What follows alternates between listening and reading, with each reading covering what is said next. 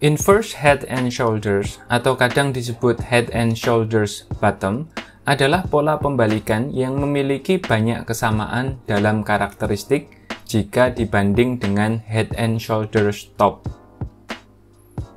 Sebagai pola pembalikan utama, head and shoulders bottom terbentuk setelah tren turun yang penyelesaiannya menandai perubahan tren. Polanya terdiri dari 3 lembah berurutan dengan lembah tengah atau yang disebut dengan kepala atau head menjadi yang terdalam, dan 2 lembah luar atau yang disebut dengan bahu atau shoulder menjadi yang lebih dangkal. Idealnya, kedua bahu memiliki tinggi dan lebar yang sama. Reaksi harga yang tertinggi di tengah pola dapat dihubungkan untuk membentuk resistensi atau garis leher, atau kita sebut dengan neckline. Pergerakan harga yang membentuk head and shoulders bottom kira-kira sama dengan yang membentuk head and shoulders top, namun terbalik. Peran volume menandai perbedaan terbesar di antara kedua pola ini, antara head and shoulders top dan bottom ini. Secara umum, volume memainkan peran yang lebih besar dalam formasi yang bottom dibandingkan formasi yang top.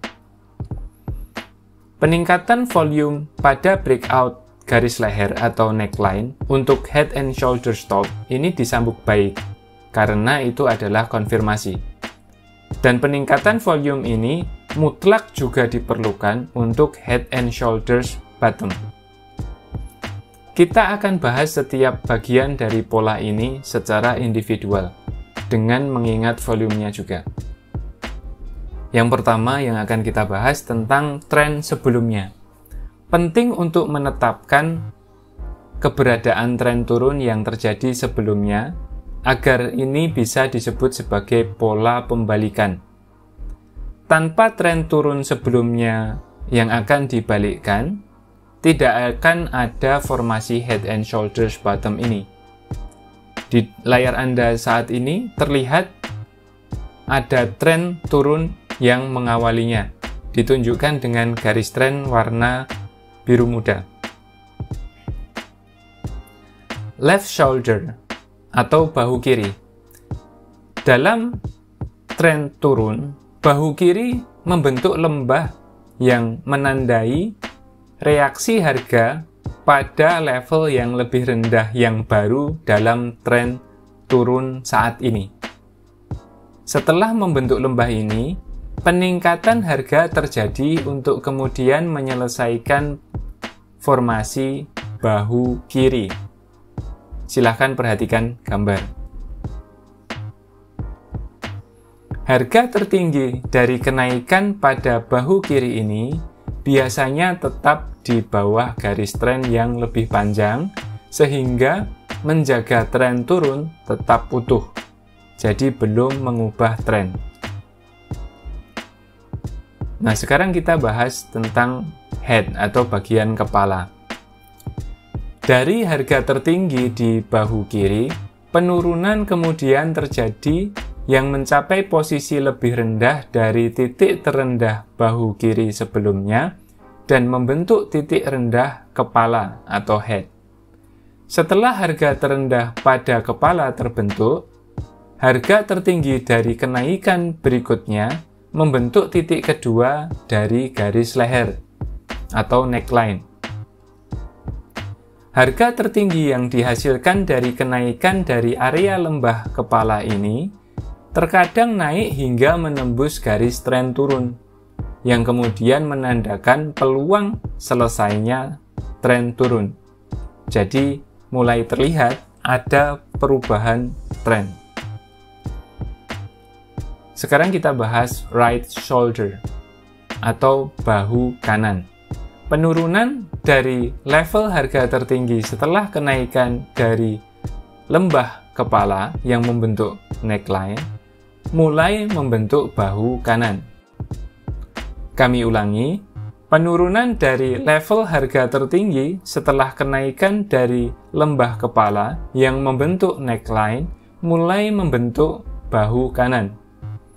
Harga turun membuat harga lembah bahu kanan yang selalu lebih tinggi dari kepala. Dan biasanya ini sejajar dengan bagian lembah bahu kiri. Kondisi pola yang simetris lebih disukai terkait dengan bahu ini, bahu kiri dan kanan ini. Tapi terkadang bahu ini bisa rusak dan tidak teratur. Dan bahu kanan terkadang bisa lebih tinggi, atau lebih rendah, atau lebih lebar, atau lebih sempit. Ketika harga mengalami kenaikan dari lembah bahu kanan, lalu mematahkan garis leher atau neckline, maka pola pembalikan head and shoulders bottom ini dinyatakan selesai. Nah, sekarang kita tinjau neckline atau garis leher. Garis leher terbentuk dengan menghubungkan titik harga tertinggi pada pola atau pada poin 1 dan poin 2. Harga tertinggi 1 menandai akhir bahu kiri dan awal kepala. Harga tertinggi poin 2 menandai akhir dari kepala dan awal dari bahu kanan. Silakan perhatikan gambar. Tergantung pada hubungan antara dua titik harga tertinggi pembentuk neckline atau garis leher ini bisa miring ke atas, turun ke bawah, atau horizontal.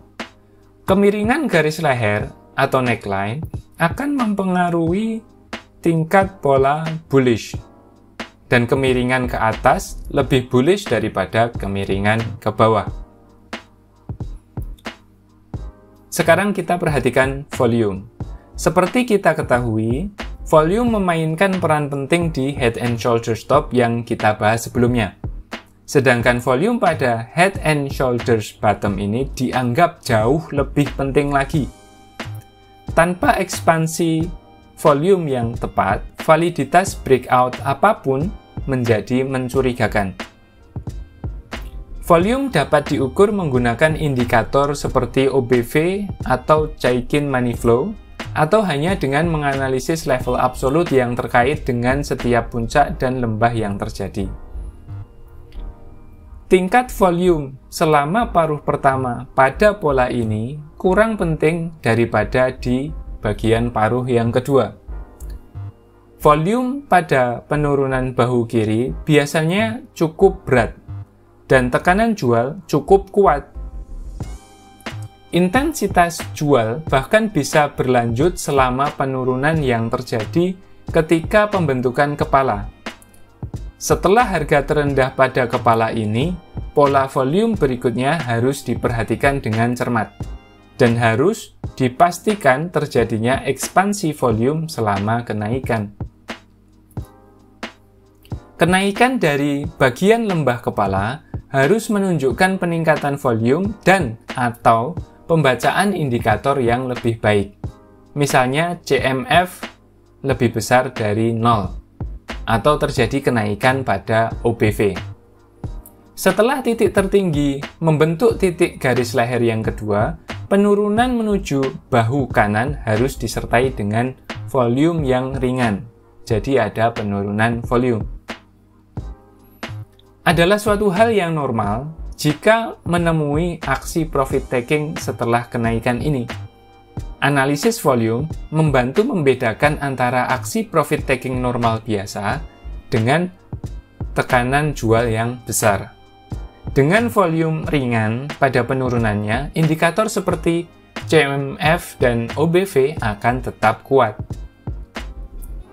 Momen terpenting untuk volume terjadi pada gerakan naik dari bawah bahu kanan. Agar breakout dianggap valid, perlu ada ekspansi volume yang menyertai kenaikan ini dan selama breakout terjadi. Nah, sekarang kita bahas neckline break, yaitu breakout pada neckline. Pola head and shoulders bottom belum selesai dan tren turun tidak bisa dikatakan terbalik ke atas sampai resistance neckline ini ditembus ke atas. Untuk pola head and shoulders bottom, breakout ini harus dilakukan dengan cara yang meyakinkan, yaitu dengan peningkatan volume. Lalu kemudian kita perhatikan resistance yang berubah menjadi support. Setelah resistance ditembus ke atas, kemudian level resistance yang ditembus ini tadi berubah menjadi support. Seringkali harga akan kembali ke resisten break yang tadi itu setelah terjadi breakout dan menawarkan kesempatan kedua untuk membeli. Lalu target harganya berapa? Target harga ini perlu diperhatikan. Setelah mematahkan resisten neckline, proyeksi kenaikan harga ditentukan dengan mengukur jarak dari garis leher ke bagian terendah kepala. Jarak ini kemudian ditambahkan ke neckline untuk mencapai target harga. Target harga apapun harus menjadi sekedar panduan kasar saja. Dan faktor lain juga harus dipertimbangkan. Faktor-faktor yang perlu dipertimbangkan yang lain ini termasuk diantaranya adalah level resistensi berikutnya atau sebelumnya, Fibonacci retracements, atau moving average jangka yang lebih panjang.